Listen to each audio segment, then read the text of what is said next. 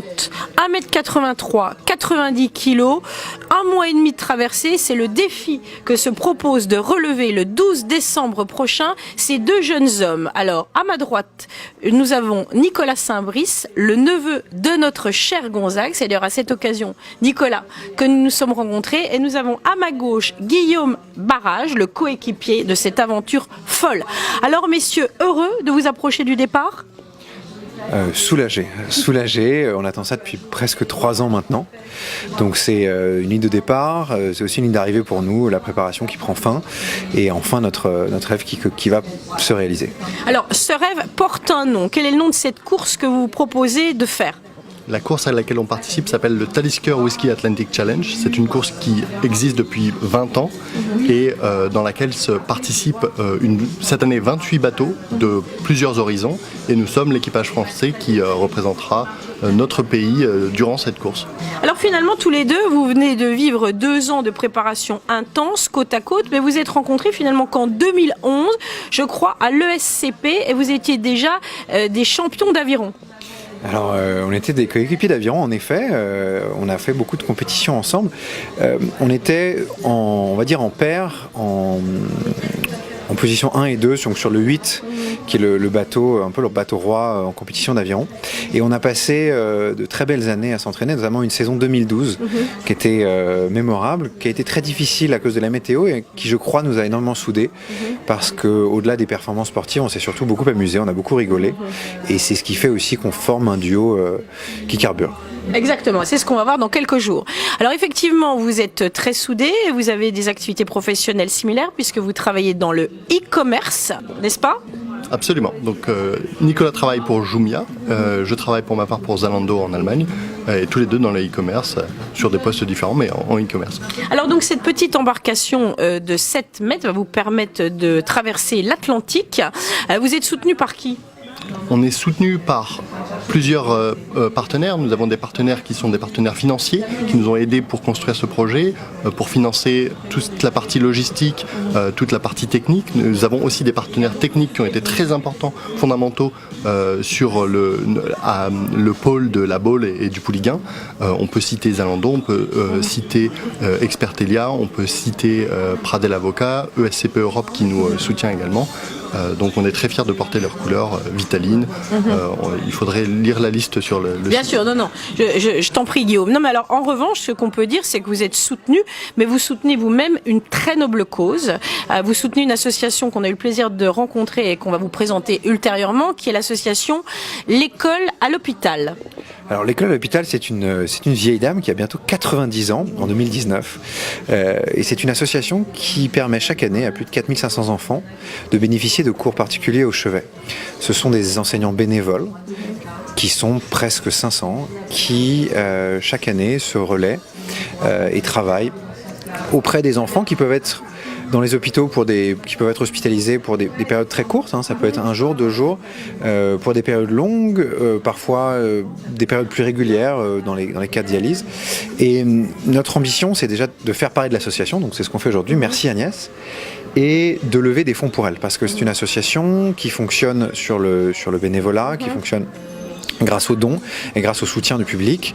Et notre ambition, c'est de sensibiliser le public à cette cause qui nous est apparue comme une cause universelle, comme une cause qui nous touchait au plus profond, qui au-delà de l'utilité première qu'elle avait, qui résonnait en nous et qui répondait à nos aspirations, à nos valeurs.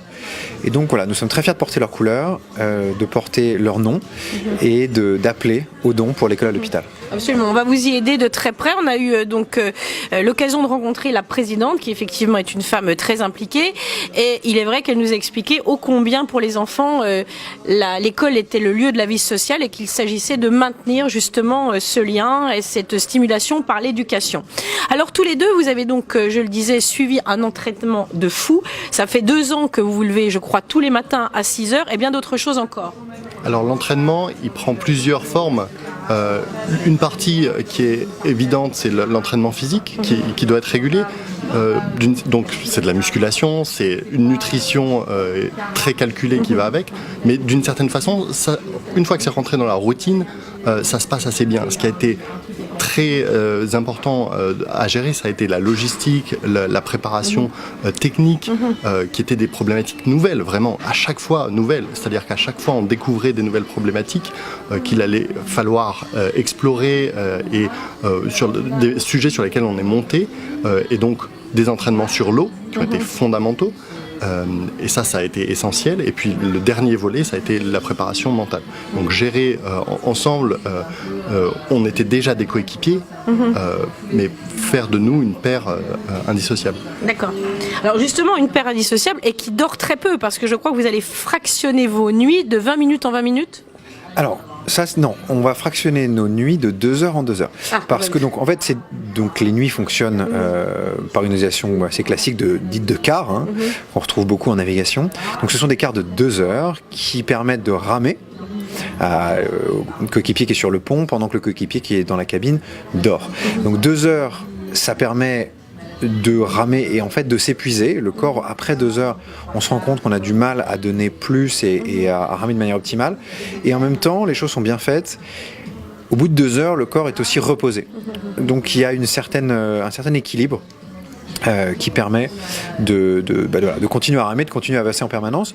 On pense dormir en réalité 6 heures par nuit pour une période d'activité de rame de 12 heures par jour au minimum. Ah oui, c'est considérable. Alors là, en tous les cas, je le disais tout à l'heure, j'ai annoncé finalement vos poids respectifs, puisque en quelques 2 mois, puisque je vous ai vu il y a quelques temps, au moment où vous présentiez votre départ, vous avez pris finalement 10-15 kilos chacun. Alors on les a pas pris en 2 mois, on les a plutôt pris en 2 ans. Ça m'est sauté aux yeux maintenant. Alors peut-être on s'est un peu plus dénudé aujourd'hui. On a pris quasiment un peu plus de 10 kilos. Avec beaucoup de musculation et de la nutrition. Ça veut dire quoi? Ça veut dire manger beaucoup, manger souvent, manger sainement, donc manger des légumes, des sucres lents, beaucoup de protéines, pour construire ce qui va être notre capital énergie pendant la course. Parce qu'il faut savoir que pendant la course, on va perdre ces 10 à 15 kilos au minimum, et qu'au quotidien, on brûlera à peu près 8000 calories par jour, et on ne pourra en emmagasiner que 5000. Donc on aura au quotidien un déficit de 3000 calories qu'il faut combler et préparer, au-delà du fait qu'on a évidemment dû préparer nos corps, nos articulations à cet état de choc qu'on va rencontrer en mer. Alors Guillaume, tu disais une préparation mentale, mais explique-moi comment se passe la préparation à quelque chose qu'on ne connaît pas du tout. Alors en fait, on a beaucoup travaillé sur l'anticipation de toutes les situations de crise. C'est-à-dire que c'est ce qu'on va retrouver dans plusieurs disciplines, c'est ce que diraient des astronautes, on ne peut pas préparer une sortie dans l'espace. Les conditions réelles, on ne peut pas les répliquer.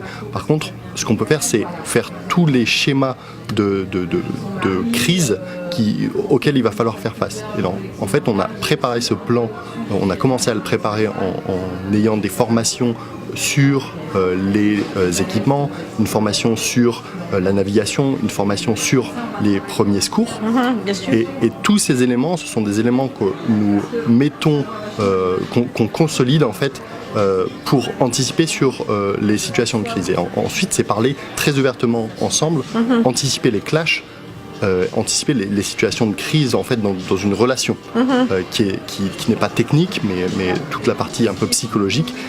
Et là, ça aide d'être tous les deux, d'avoir une relation un peu sur le long terme, et puis de s'être choisi. C'est-à-dire qu'on est un couple qui s'est choisi, qui s'est dit oui. C'est beau. C'est beau, effectivement. Alors, comment pensez-vous occuper les moments, j'allais dire, un peu plus flottants? C'est pas un jeu de mots, je le précise. Je crois que Guillaume est un talentueux dessinateur aussi, n'est-ce pas? Alors oui, je dessine à mes heures perdues, j'en profite de cette passion pour partager les autres et puis partager la passion de l'école à l'hôpital et des gens qui sont derrière. Donc oui, le dessin, je pense que j'aurai quelques petits croquis, surtout en plus croquer des scènes de vie qui nous feront rire pour pouvoir ensuite les partager et les partager dans une, je sais pas, petite bande dessinée. On verra. Et comment va-t-on communiquer par ailleurs avec vous? Comment on pourra se relier à vous, donner de vos nouvelles, vous suivre? Alors nous embarquons des téléphones satellites à bord qui vont nous permettre de communiquer. Alors évidemment de communiquer avec le PC sécurité de la course en cas de détresse ou de pépin, et surtout de pouvoir communiquer avec notre famille, mais aussi notre routeur, parce que voilà, dans toutes les courses au large, c'est un avantage d'avoir justement une équipe à terre qui vous permet de développer votre stratégie en fonction de la météo, des courants, et on a la chance d'avoir un routeur avec nous. Et puis surtout, c'est la communication avec nos familles qui va être la plus importante, parce que on disait voilà, on est un couple, mais on est aussi tous les deux en couple, chacun de notre côté. Précision importante. Et non, mais parce qu'en fait, on a demandé énormément de sacrifices. Oui, et ces 2 ans de préparation ont été 2 ans de sacrifices qu'on a demandé à nos proches, aux femmes qu'on aime, et pour lesquelles elles ont dit oui, hein. Et donc on a aussi d'abord eu cette autorisation, ce go de la part de nos épouses et de nos compagnes, parce que ce sont des matinées, des soirées, des week-ends, des vacances qu'on passe sur ce projet qui est une forme d'égoïsme, dans la mesure où c'est pas quelque chose qu'on partage immédiatement, c'est quelque chose où le partage arrive un peu plus tard, il arrive maintenant. Là on vient de passer des journées extraordinaires dans les écoles, dans les hôpitaux. Donc cette phase de partage et de retour commence maintenant, on espère qu'elle va continuer, et puis surtout continuer après la traversée. Très bien, mais écoutez messieurs, il me reste à vous souhaiter bonne chance, à espérer vous retrouver sur la ligne d'arrivée, en bonne position, à vous suivre également dans les écoles, et on invite nos amis de Global Télé Saint-Tropez à nous suivre, à soutenir cette association qui œuvre pour des résultats évidemment essentiels dans la vie de gens frappés parfois par des événements de santé. Donc merci beaucoup à vous et à très bientôt. Merci Agnès.